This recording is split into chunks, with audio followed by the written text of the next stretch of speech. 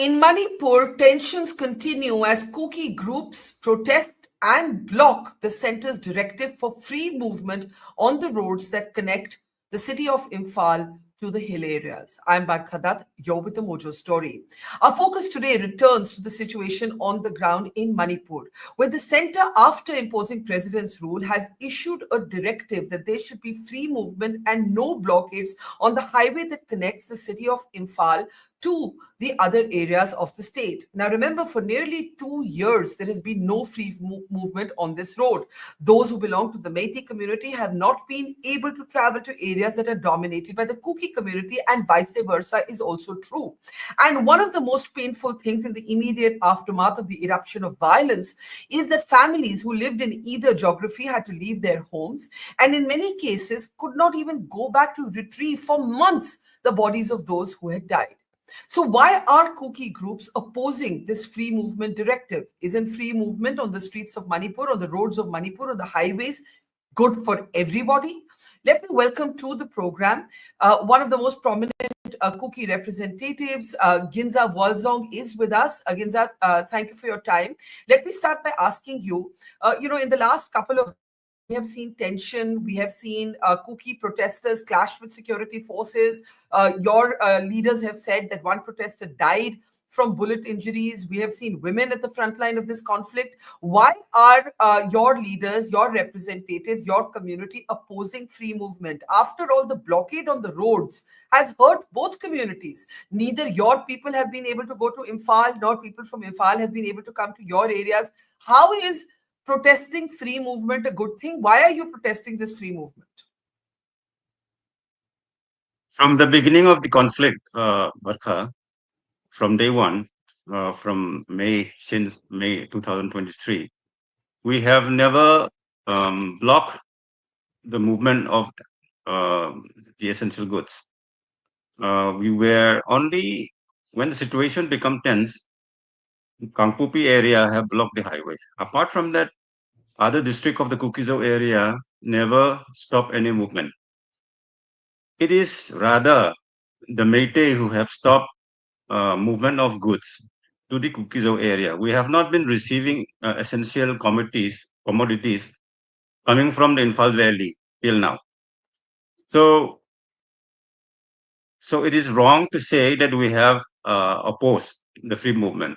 However, recently, you must have seen in the media and other social network that the Meitei society like FOCS have declared that they would be going to the hilly Kuki-Zo areas in a peace mission, and also the leader of the FOCS have made a very derogatory remark saying that the Meitei and only the Nagas were the indigenous people of Manipur. This also fuel the sentiments of the Kuki-Zo people. We are okay with the movement of essential goods, but we are not okay with the movement of the Meitei people as of now. Because so you are saying goods can come, but the Meitei people cannot come to your areas. That's right, because the sentiments of the people is still high. Many people have lost their life. Many people have lost their homes and properties. And suddenly, if people start coming in, obviously, there will be tension in the area. The people will start fighting. And the fact that government, without considering all this situation, without considering the ground situation, if they start opening up the roads, it's like they are letting the violence to happen again. No, but tell me one thing. You say that at this moment things are not have not healed enough for the Meitei people to come into your area, but this will hurt you in reverse, because when I say you, I mean the community, because this also means that people of the Kuki community cannot go to Imphal, or tomorrow you have to catch a flight, you have to go somewhere else in the country for some other reason, you have to travel much longer. So what I'm not understanding That's right. is, right, this hurts both communities. I don't know about the other communities, but from our communities, we have been driven out. We have been separated by the Meitei people. We have been driven out of their land. So right now, no Kuki-Zo people are living in Imphal Valley. We have been chased out. Our houses are burned, destroyed, Yeah. place of worship. It's because of that. I don't think our people have the intention of going back to the Imphal Valley right now. Because, like I said, the sentiments are still high, and without the government dealing with the actual problem underground, if they start opening roads, then people will start fighting again. That's why we are against this movement of people at the moment. So let me understand. Goods can come, people cannot. And you are saying that as far as you are concerned, your community does not want to go back to Imphal where it was chased out from, and roads cannot open till there is reconciliation. Right? Yes. Right now, there is no point. I don't think the Kuki-Zo will go back to Imphal Valley to settle there anymore because the sentiments are high, and I don't think we'll be able to live together again.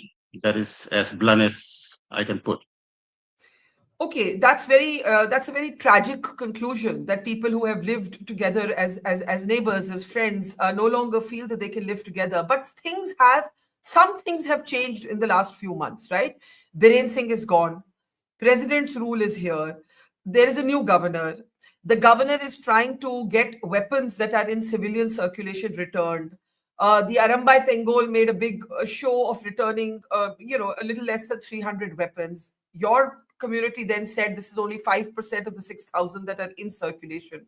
What I'm trying to say is that there are small changes that or attempts at change that have happened. Do you not feel any of these changes are significant? No.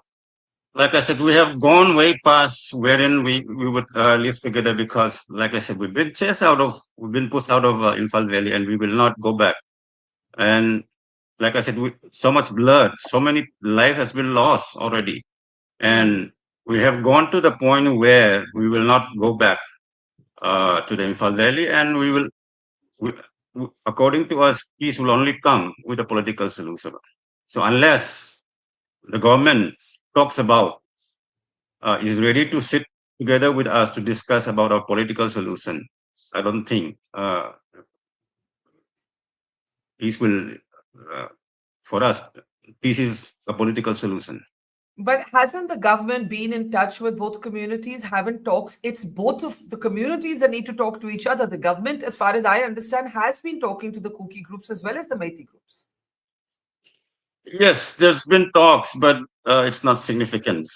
So, yes, the president rule is one step forward to the lasting peace.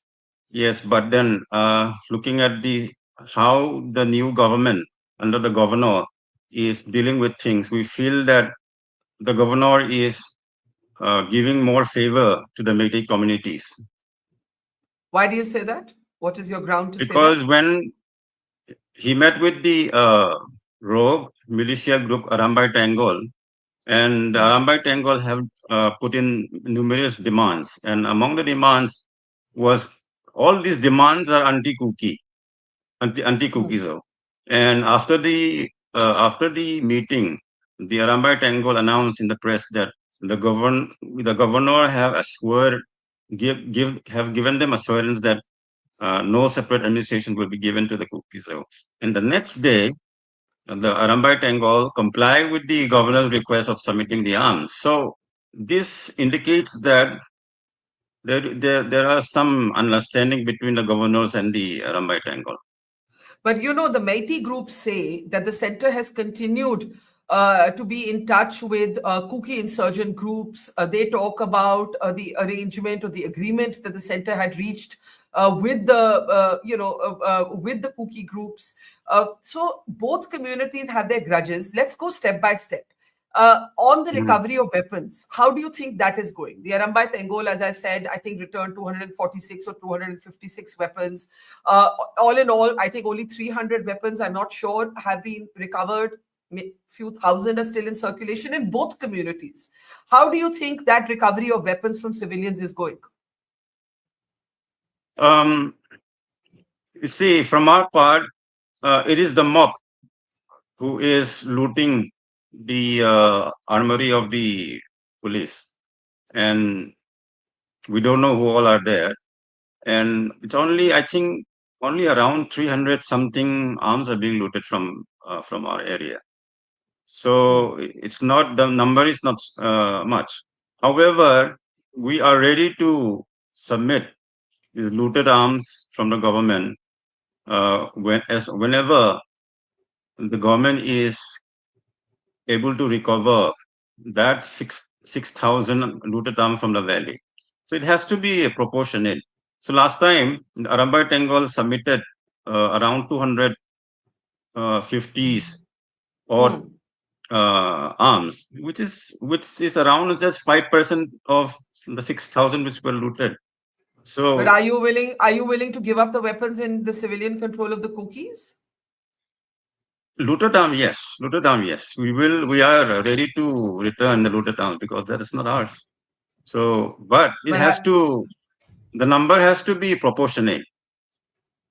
so what is the stumbling block? You seem to be saying president's rule is a step forward. You are ready to give up looted arms, but you do not want the free movement of people at this stage. But tell me, suppose even if you never go back to live in Imphal, you will still need to go to Imphal maybe for education, maybe for taking a flight out, maybe for medical treatment, right? Even if you don't make Imphal your home. And there are Meiteis who had their homes in Churachandpur, in Kangpokpi. It is not a neat division. This is not a line of partition that can never be erased or blurred. Don't you need to go to Imphal sometimes? As of now, we don't have the need to go to Infal anymore. So we have survived for almost 2 years now without Infal, and we are surviving. We are so. Um, you see, it's security reasons.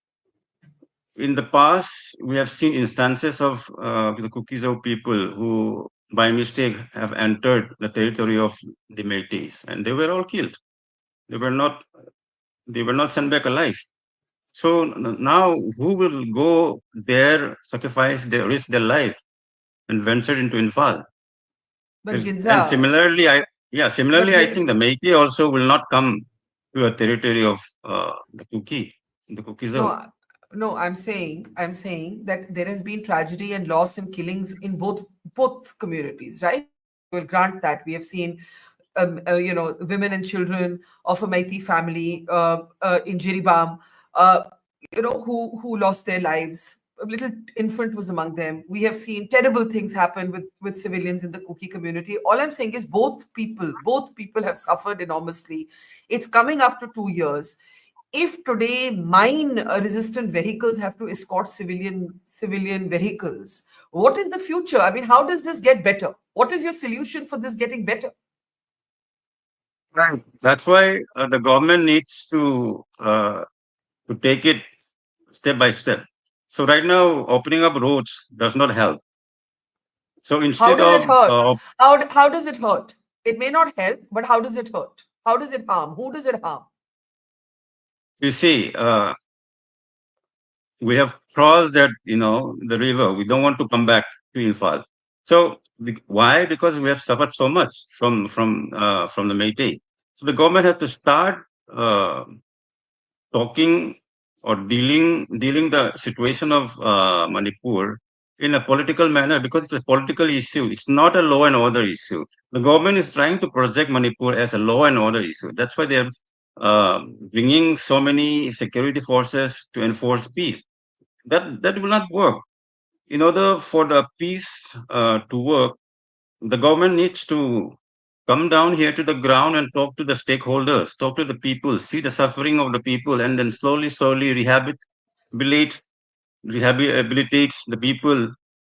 That's how the foundation has to start. It's not just by ensuring security forces and trying to impose the peace will not work. This is a political problem, so it has to be resolved in a political way. Because why I say political? Because it is ethnic cleansing. One community is trying to wipe out another community. That's ethnic cleansing. So it has to be deal in that manner. But tell me, now we know that the center has been reviewing the ground rules with Kuki insurgent groups. It has been reviewing what is called the Kuki-Zo agreement, right? Now the Mhm. Meiteis look at this and the Meiteis say, look, the Kuki groups, the Kuki people get away with much more because the center has this agreement of suspension of operations against Kuki insurgent groups. How do you react to that? Can you repeat that? Sorry. I'm saying the Meitei groups, their complaint is that the center has this agreement with insurgent groups, which is known as the Kuki-Zo agreement, as you know, right? The suspension of operations against Kuki insurgents. The Meiteis complain that because of this agreement or arrangement or contact between the center and Kuki insurgents, it is the Kuki people who enjoy an unfair advantage. How do you respond to that? I don't think that there's advantage in the SO agreement. I think the Meitei have also entered SO agreement with the government. So Hmm. the political, yes, the Sioux group have been demanding uh, they have a political demand from a long time ago. Earlier, the Sioux group were demanding a territorial council within the government of Manipur, but since May 3rd, things have changed. So, Hmm. like I said, ethnic cleansing happens.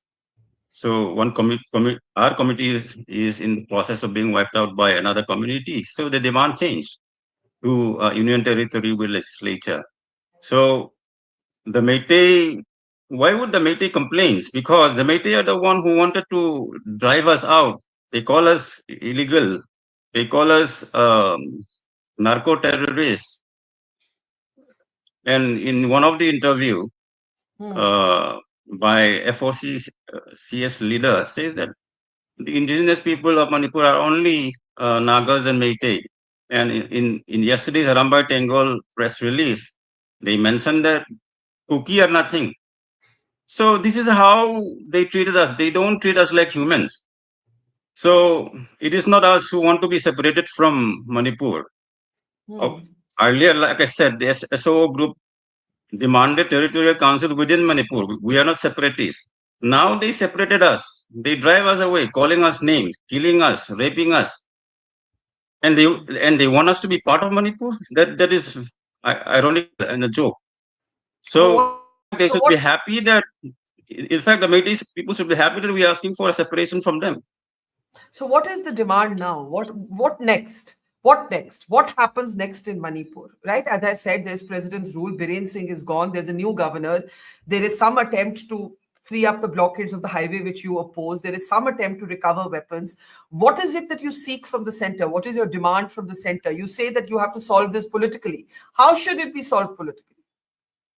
Right. From historically, the Kuki-Zo were never part of the Meitei. The Meitei are different identities, and we have a separate identities. Our history are different.